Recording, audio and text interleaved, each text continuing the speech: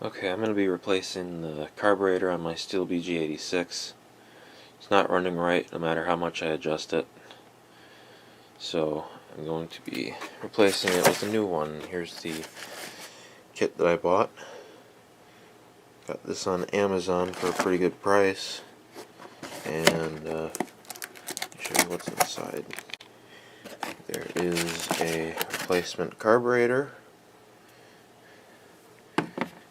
I got a fuel line, spark plug, fuel filter, extra primer bulbs, and some gaskets for the carburetor.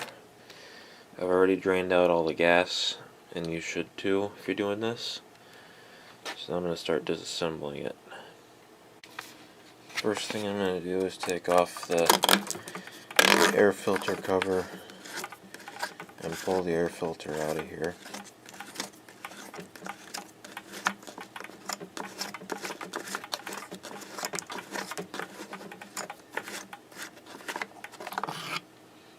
There we go. It doesn't look too bad. Alright, let me get a light. And those two nuts have to come off. I'm also going to remove the orange cover here. So there's some Torx screws on here that have to come out. I will do that real quick as well. Now you can use the tool that the blower came with, which has a Torx driver or a Torx bit end. But I want to use my power tool, so I'm using this bit, and it is, let's see if it's labeled, it is a T27. Alright, there were 3 of them, got them out, now the cover is loose, should just come off. And there we go. Pretty dirty inside of here. Probably should have brought a vacuum down here. And for these nuts, I'm going to be using a 5/16 nut driver bit. Alright, those are off. This should just slide off at this point. And there we go. Gonna clean that, definitely. But now, we got our first gasket. We can just leave that with the carburetor because I'm putting the new one on that came with it. So just make sure you know which gasket goes where, because I think the inner and outer ones are different. Yeah, they're different. So that will be the outer one. There is a throttle linkage that has to come off right there. And there's a hose up here and a hose down there that has to come off. Let me get the new carburetor and see if I can show you a little better.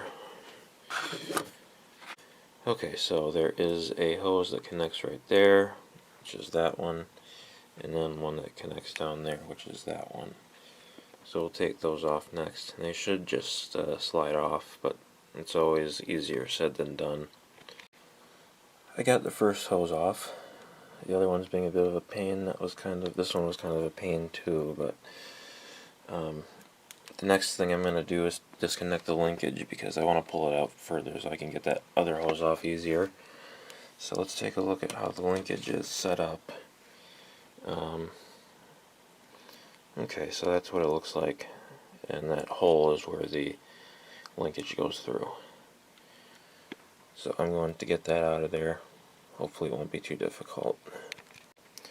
I got the linkage disconnected. The easiest way to do that is just pull the carburetor out as far as it'll go, and that's how you get it off of there. Now we're going to take the other hose off, and then I'm going to get a vacuum and clean all this out because I do not want any dirt getting into the engine. Alright, I did a little vacuuming. Now time to put on our first gasket, which is this one.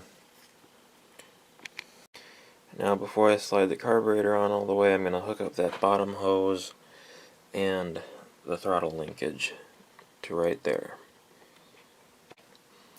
Alright, the bottom hose is on.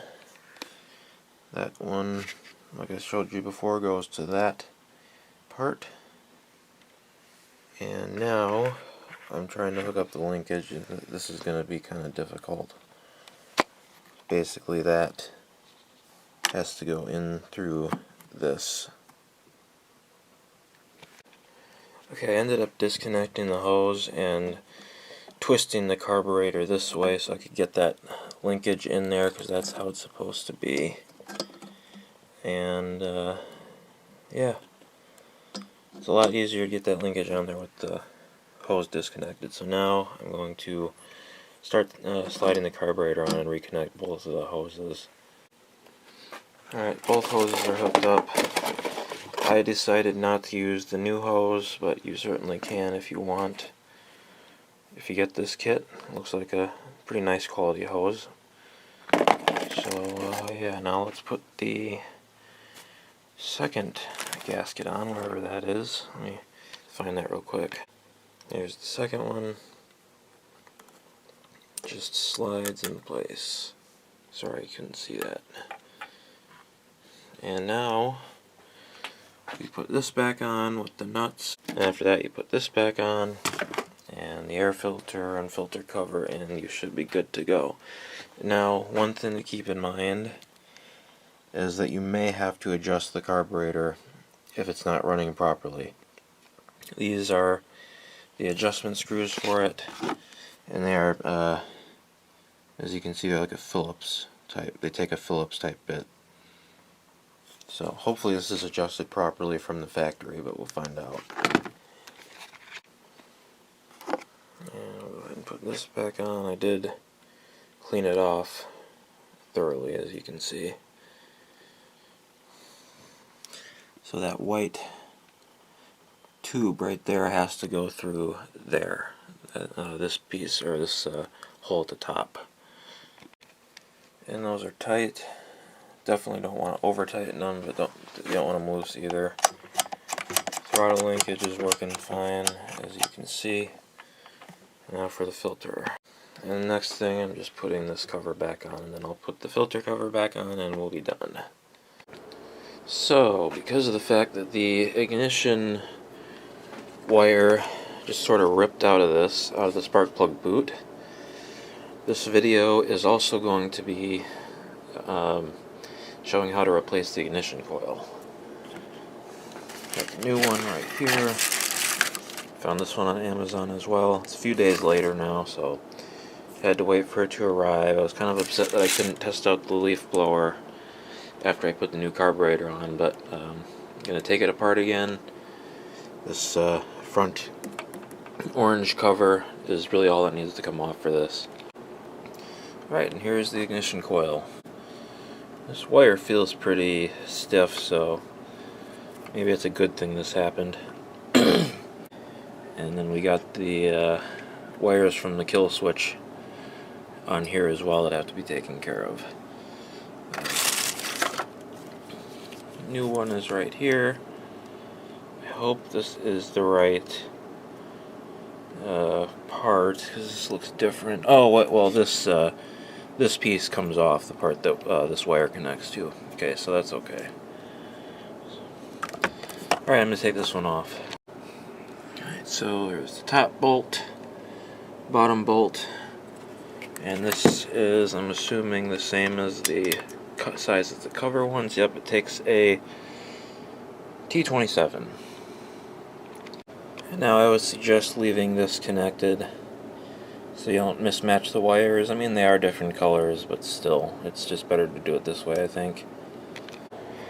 Alright, now this wire right here would not fit over that tab. Let's see if I can get it to focus. Because of those little mini tabs that were coming out on each side, you can see I kind of bent them in with my pliers here. Now it fits over it, so you might have that issue with this ignition coil. And again, this is from Amazon. It is the Elite, I guess, ignition coil. So now that fits over it. Now you'll notice that this is basically adjustable. You can adjust how close it is to the flywheel, and I'm just going to use this piece of paper as a spacer. Alright, and the new ignition coil is on. I did end up using this piece of paper. I felt that it was perfectly suitable for it, and it's not contacting the flywheel at all, so we're good. Just make sure you hold it down, hold the ignition coil down on the paper when you're tightening the first bolt. So now that's taken care of. I might change the spark plug, but other than that, I'm just going to start putting it back together, and we'll be done. Here's the old spark plug. It doesn't look too bad, but it's kind of greasy and wet, so I'm just going to go ahead and put the new one in, which is right here.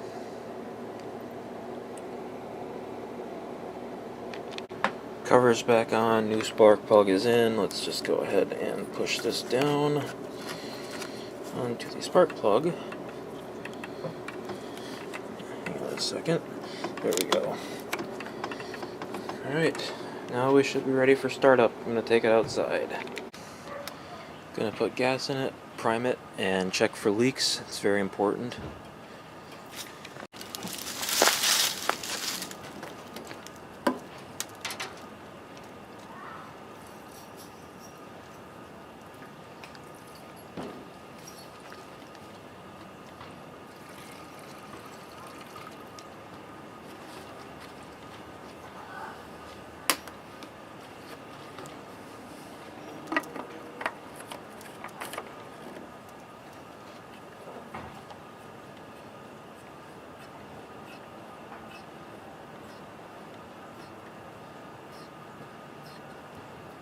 Alright, put it on choke.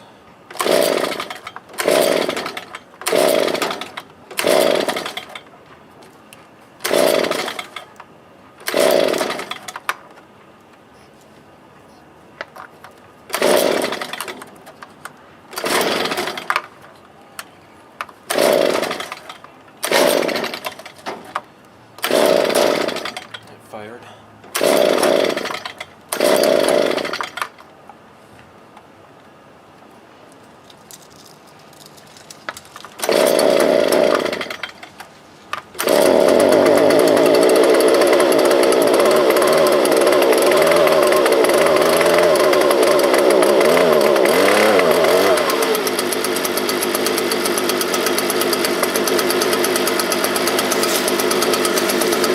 Gonna let it warm up.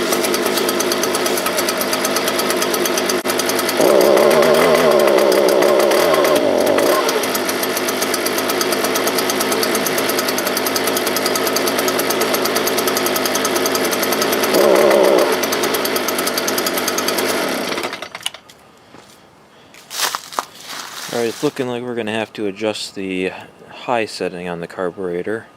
It's idling just fine, but won't rev properly, so I'll do that real quick. Got my screwdriver.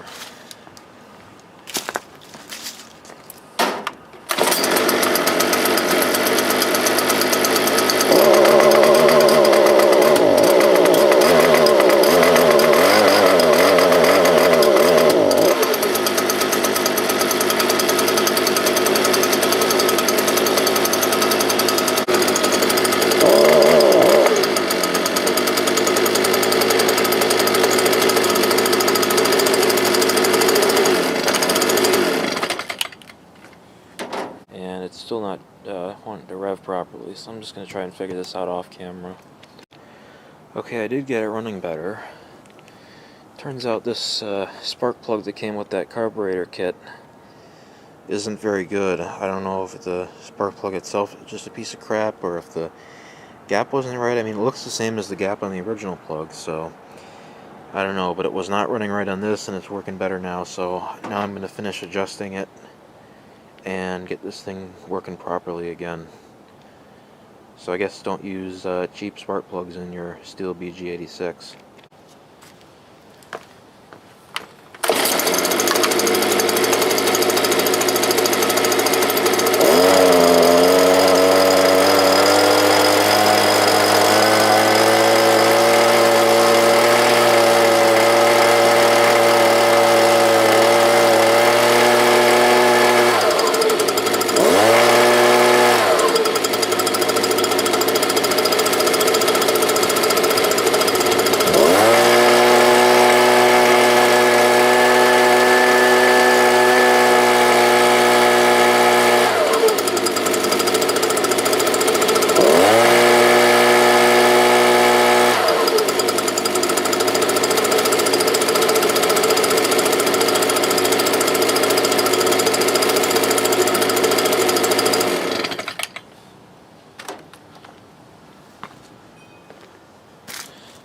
say that's pretty good.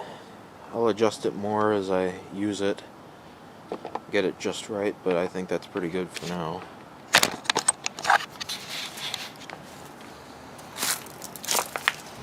And the adjustments on this one are Phillips head, or it uses a Phillips head screwdriver. And I was adjusting the H setting.